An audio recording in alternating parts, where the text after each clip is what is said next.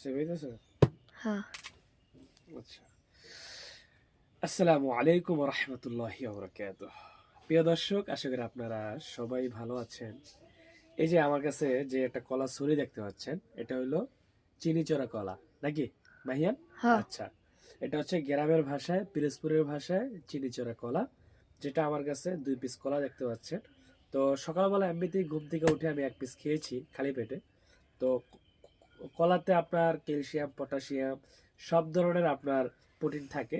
আর কলা যারা পছন্দ করেন তারা দৈনিক চেষ্টা করবেন 2 থেকে 3টা করে কলা খাওয়া। এতে করে যারা বিবাহিত দাম্পত্য যারা আছেন তাদের জন্য এটা খুবই একটা উপকারী কলা।